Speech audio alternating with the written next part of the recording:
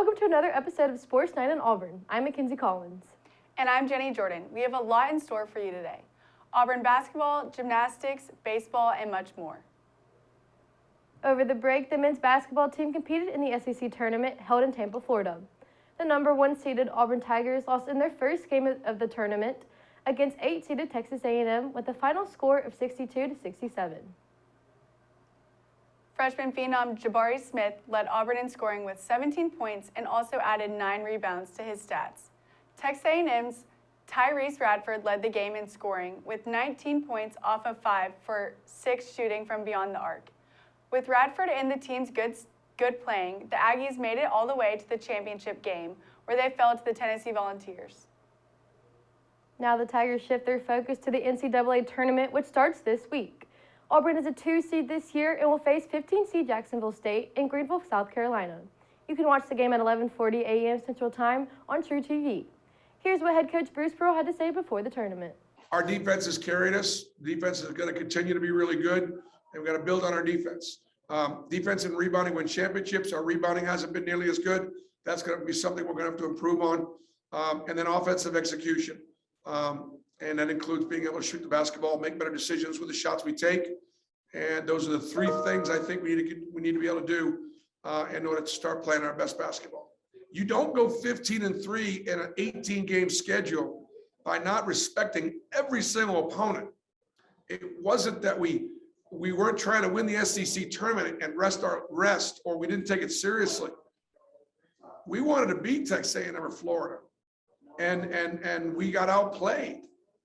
But it wasn't because the kids weren't ready to play or they weren't giving a great effort or anything like that. That just rubs me so wrong. And I hear it on other broadcasts. I hear it elsewhere too. And it's just not accurate. March Madness in the NCAA tournament is here. Auburn holds a 2 seed in the Midwest bracket. The 1 seeds for the tournament are Gonzaga, Arizona, Kansas, and Baylor. The 2 seeds are Auburn, Duke, Kentucky, and Villanova. Other SEC teams in the tournament are Arkansas with the 4 seed, Tennessee with the 3 seed, and LSU with the 6 seed. The tournament began with the first 4 games on Tuesday night, with games between Texas Southern against Texas A&M CC and Wyoming versus Indiana. Texas Southern took the first game of the tournament with a 76-67 win. Indiana won the second game yesterday against Wyoming with a score of 66-58. The other first 4 games are Wednesday nights starting at 5:40 p.m. Central when Bryant plays Wright State. At 8:10, Notre Dame takes on Rutgers. Both games are on True TV. The gymnastics team competed in 2 meets over spring break. The first was in Huntsville against Alabama, Georgia, and Arkansas. Auburn took home second in the competition with a score of 197.75. Alabama won the meet by .25. Arkansas came in third, and Georgia finished in last. The second of the competitions was the Michigan Tri-Meet held in Ann Arbor, Michigan. Auburn competed against Michigan and West Virginia. Auburn finished in second with a 197.175, falling behind Michigan. Next stop for Auburn gymnastics is the SEC Championship in Birmingham, Alabama. Here's what head coach Jeff Garaba had to say before the SEC Championship. It's a little bit different. We start on beams, so we're working on that rotation. Typically you start on bars, so it's a little bit something that we have to practice. But most of it's logistics. It's just how you go about your business when you try to get ramped up for the leg events, that type of stuff. So a little bit of just prep work. But other than that, we need to start to throw our final product. Maybe this is our final product to see what it looks like. It's SECs, but it's also the final road meet, so that can count towards your postseason ranking. So trying to just keep that all in mind and try to keep people healthy, but at the same time, take a shot. I think each year it's its own entity. I think we're capable of being a Final Four team. We're physically capable of being a Final Four team.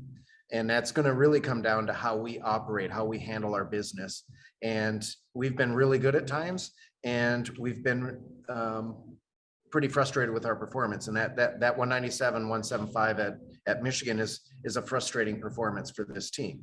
All that really means is that we're a little bit closer to the Final Four on a frustrating appearance, but it doesn't, we won't make it if we do that. So we just need to learn from it. And I wouldn't say our expectations are higher. I think our expectations have been high this year. I think our standards are higher. You know, it's just your team has to have a certain level that it can approach on its best day. And this team's level is a Final Four level. But I believe it's easier in some ways. If you look at the math, it might be easier to win the national championship than the SEC championship on any given year. So we'll see how it works out, but it's going to be a heck of a test. And I'm glad I'm in the night session for the test and not in the afternoon session. The Auburn baseball team had a lot of action the past couple weeks. The Tigers swept the 4-game series against Rhode Island at home, then traveled to Huntsville for a neutral site game against Tennessee Tech. The Tigers were down 3-0 going into the 7th inning when a hit from Blank Rambush brought Cole Foster home, gave the Tigers life. In the 8th inning, the Tigers took the lead with the Bryson Ware sacrifice fly to bring Brooks Carlson in to score and win the game. Auburn returned home for a series against Middle Tennessee State. The Tigers lost the series but managed to pull out one win against the Blue Raiders. Thursday through Saturday, Auburn welcomes the #1 team in the country, Ole Miss, for the first SEC series of the season for both teams. You can watch the games on SEC Network Plus. Here's what head coach Butch Thompson had to say about the upcoming series against Ole Miss. And everybody's got an answer or a thought to that. My difference is you can't play 37 guys in a weekend. You have to walk up there and hand your lineup in to that home plate umpire before the first game with only 27 names on it. And those are the only 27 you can use over the course of that 3-game series. That's been our biggest challenge with our coaching staff. We don't have to play a different game. You play the same. There's only one way to play, and that's the best baseball you know how to play.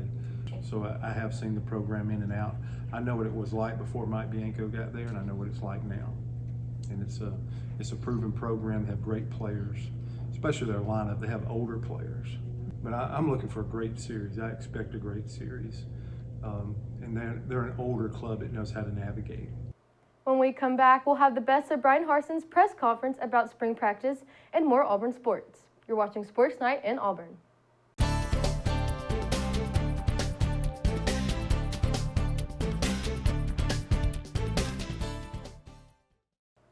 Welcome back to Sports Night in Auburn. Auburn football started spring practices this week, and with that, head coach Brian Harsin started addressing the media again. Here's what he had to say this early in the season. And it finally felt like today out there with our guys and just the meetings that we've been having that we're actually into spring football again. And feels like it did a few years ago, all right, just normal. Come in here, have a team meeting, go out there and practice, get after it, have a good first day, plenty of stuff to work on. Come do media, do it live, and just get back into that routine. I thought we took advantage of the first practice. We did the basics. All right, just working on the fundamentals. So blocking, tackling, all right, 2 things that make football the greatest game, just simple things. And we're in helmets, you know, spider pads, soft shells. So we had a chance to do a little bit of work that way. We'll get in the shoulder pads in a couple days. But I thought the energy in the meetings were really good. I thought the focus, which has been one of the things that we've been emphasizing, has been focus with our guys just to maximize our opportunities in meetings and on the field. I thought they did that today. We're stronger as a team than we've been. As far as just the work we put in, you know, a lot of the guys have been through this now. They've seen it, they've done it. And so, you know, we're not having to spend so much time on some of the details that we did early on. They understand that. Now we can move on to some more important things. But a few highlights. Caleb Wooden. We talked about making a first impression today in the team meeting. You get one shot to do that. Caleb Wooden had a scoop and score and a pick today. DK had a forced fumble. Shed Jackson, thought he had a good first day. He used his winter conditioning really well. Guys that stood out today, Derek Hall, Eku, Cam Riley. Jeremiah Wright moving to O-line. It was good to see him out there and getting a chance to do some things coming off a knee injury. Nehemiah Pritchett, I thought went really hard today and did some really good things. So it was good to have him out there. These guys, you know, their life's like documentary right now. I mean, we're going to watch every single thing they do. And through the first scrimmage, so these first 7 practices, they're going to split reps. Some guys get a little bit more some days. TJ got more reps today. D. Davis got some reps in there. Holden got some reps. Robbie got some reps. Zach Calzada got some reps in there. Trey Lindsey, Sawyer, so there's guys in there that are getting reps, and some more than others today, and that might change here in a couple days. You might see another guy get a few more reps, and we're going to try to balance that out till we get into the scrimmage, let them play, and then we'll start to figure it out from there. At the end of spring, we're going to evaluate where we are. We're going to see, all right, what did each quarterback do? Who led well, who executed well, who prepared well, and then that's going to lead us into summer. And then, where do we go from there? So we just take it in stages, and every time I've had a quarterback decision to make, I've utilized a process like that. And at the end of spring, when you have conversations with the players, with their coaches, and then the head coach, you're going to see who's really going to put in the time in the summer before they get into fall camp. And there's a lot of improvement that's made in the summer when guys know exactly what it is they need to work on. 17th ranked Auburn softball continued their stretch of good form over the break. The Tigers won every game they played, including their first SEC series sweep against Texas A&M. Their next series is against South Carolina in Auburn. The series begins on Saturday at 1 p.m. Central Time. You can watch the games on SEC Network and SEC Network Plus. The third-ranked Auburn equestrian team entered the regular season on the road with a 7-13 loss to Georgia.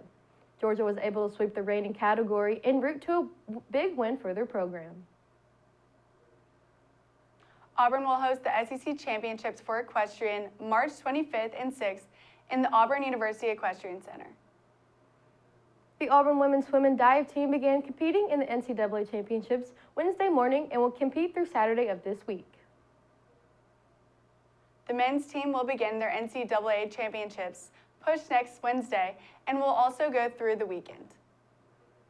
The 7th nationally ranked women's tennis team won all 3 SEC matches over the spring break, defeating 22nd ranked Vanderbilt, 28th ranked Kentucky, and 19th ranked Alabama.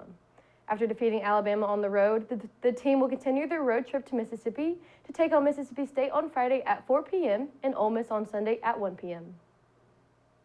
The men's team won 3 out of 4 games over the same span. The Tigers defeated LSU, Indiana, and Alabama, but lost to Arkansas. The men's team will also hit the road for their matches against Kentucky and Vanderbilt.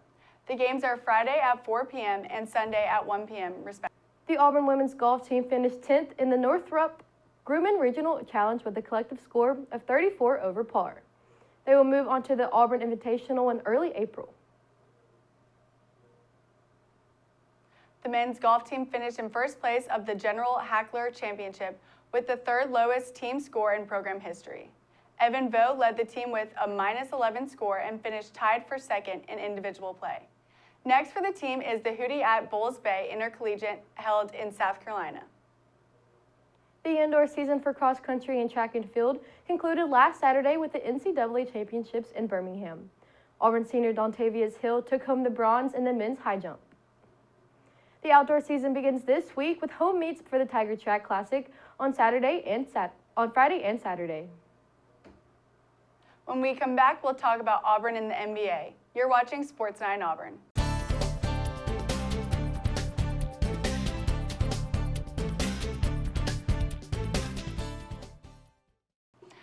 Welcome back to Sports 9 Auburn. Chuma Okeke of the Orlando Magic has been solid coming off the bench, averaging 8 points over the last 2 weeks. Isaac Okoro has been playing solid as well, averaging 11.5 points in the past 2 weeks. This includes his 20-point outing in the Cavaliers' win over the LA Clippers. For more information on Auburn athletics, be sure to check out our website at eagleeyeauburn.com and stay up to date on all things Auburn sports on our Twitter at EETV_sports. I'm Jenny Jordan. And I'm Mackenzie Collins. Thank you for watching. Good night, and War Eagle.